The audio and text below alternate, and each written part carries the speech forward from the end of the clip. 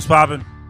Welcome to a web-only edition of Real Ones. I am Logan Murdoch. That is Howard Beck. We are here to play a game called Real or Fake Boston Celtics Edition. Now, the Celtics have been head and shoulders and feet and toes above the rest of the league all season long. The trade for Porzingis has worked masterfully. The trade for Jrue Holiday has also been a master class in front officing. But the big question that has always permeated throughout the Celtics during their recent run has been the failures of the two J's in the biggest moments. And specifically last year when Jason Tatum got hurt in the Game 7 against the Miami Heat, basically derailing all the hard work that the Celtics did last season. This group the two J's have been up and down throughout their years. They've won big in the regular season, but haven't really broke through in the postseason that would justify how great they are. Is this the Celtics' last best chance to win with this group, Howard Beck? It's funny, Logan, it feels like it's premature to ask about last best chances when your two best players are 26 and 27, right? Like, oh, well, they're early prime. They've got all the time in the world, but this is the NBA. Things change quickly. Guys get tired of whatever and want out. You never know. But also there's contract issues and payroll issues. Jaylen Brown's extension, that massive $300-something million extension from last offseason, kicks in next season. He's going to be making $50 million and up from there. And Tatum is at $35 million and eventually going to be increasing from there. Like, that's a lot of money tied up in your two best players who, as you note, haven't broken through, but they have made 4 conference finals and a finals. Like, it hasn't been a failure by any stretch. I think for a young duo to have had the level of success in the postseason they've had is it's legit. It's admirable. But there's other things going on here. When you say last best chance, I think what people really need to think about here is the total payroll, because you can't pay all 6 of those guys in perpetuity. They're going to have issues. And Horford's turning 38 in June. Jrue Holiday's 34 in June. Like, we rave about this team legitimately, justifiably, for how great the starting 5 is and how they're great their first 6 are. But some of these guys have expiration dates coming. So, yeah, I don't know if it's last best chance, Logan, but it is certainly the best chance they've had to win a championship since Brown and Tatum became Brown and Tatum. What do you think? I think that it is, if they don't win this season, there are going to be legitimate questions about how long they are going to keep both the Jays as a duo for years to come. I mean, you just said the payroll situation. Tatum is going to want a big-time extension. He's going to deserve a big-time extension. You can't pay both of them, especially if you're not winning championships, and that's what the Celtics are all about. I do think that there's a bit more urgency on this one, on this season, and I think if they lose in an early round or don't win a title, or maybe they get to the finals and it's just shown what this group is going to be, and it shows that they have hit a ceiling, I think there's going to be legitimate questions about the viability of those two guys going forward, specifically with Brown, because we do know this, no matter what, the pecking order is always Tatum and then Brown. I know that has been a source of frustration for Jaylen, and that's been well documented throughout his time there, of just the indecision on what his role is going to be, and even with the contract extension, him not feeling like he has the full backing of the Boston Celtics. And it's going to be really interesting. They're going to be legitimate questions if they don't win it.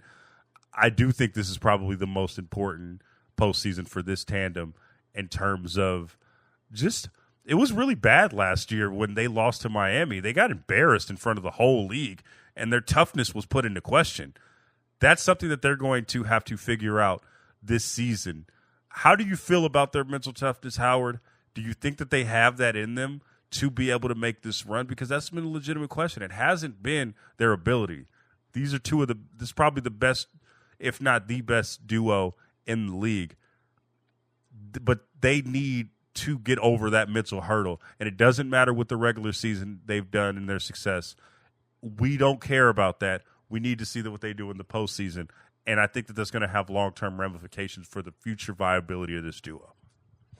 No, this is at minimum, this is finals or bust, right? If you want to say it's championship or bust, I'll hear the argument for that too. But I think it's definitely finals or bust. They've run laps around the rest of the Eastern Conference.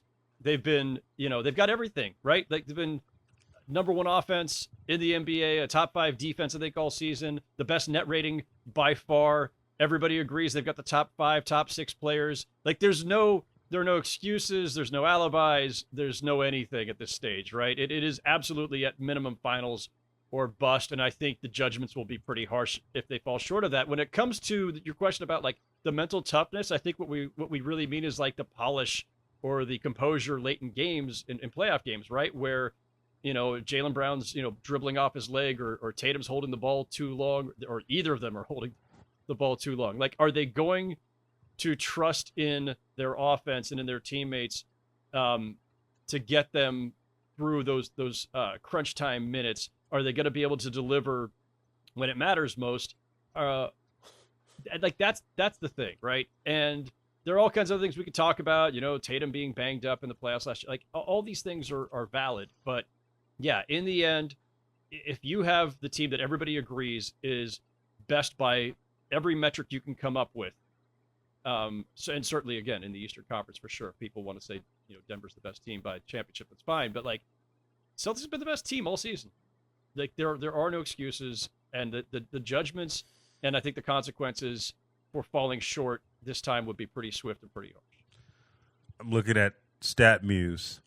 The Celtics have a 17-20 home record in the playoffs over the last 5 years, which is a weird thing to consider. Knowing what the Celtics' history is, historically speaking, at the Boston Garden. That was one of the most vaunted places to ever play basketball, especially in the old Boston Garden with Larry Bird. Is there anything that you see? We know how great they are, but is there anything that you see this season that might give you a little pause and like, oh, that could come back to haunt them? Is there anything that you see, even in their greatness, that they need to shore up if they're going to both be good at home, obviously, and also be good and get to that finals goal that they're striving to get to? Is there anything that you see that is like, I don't know, they might need to focus on that? There's no one thing, right? I mean, they got to be healthy. Porzingis has obviously missed stretches, as he usually does in his career. But we know that when he's out there, that team is almost unguardable, and he, the shot blocking that he provides, the rim protection he provides, they've got all this great perimeter defense. I mean, every single guy they put out there defends, and so no, I don't like there is no one thing other than can they just play up to their actual own ability. Even the Joe Mazzulla questions, which were so prominent a year ago for good reason, I feel like have subsided a bit. The dude's wound a bit tight, but he's vindicated himself pretty well with, I think, over the course of this season. So no, there's no one glaring thing where you point to and say like this is the reason they're not going to win it, other than the same old boogeymen that have cost them in the past, which is their own composure late in game. Yeah. It's gonna be interesting to see what they do and what the response is to what they do or don't do. So that leads us to the question of the segment, Howard. Are the Celtics real or are they fake? We don't need to belabor this one. They're obviously real. They're real as hell. They've been a dominant team all season. And by the way, like they could have taken the foot off the pedal weeks ago, and it feels like they're really driven now. Like they see that this is their best opportunity. So no, they're absolutely real. Anything short of the finals is going to be a colossal disappointment. But I don't think that's going to happen. I think they're winning the East for sure. They're head and shoulders above the rest of the league.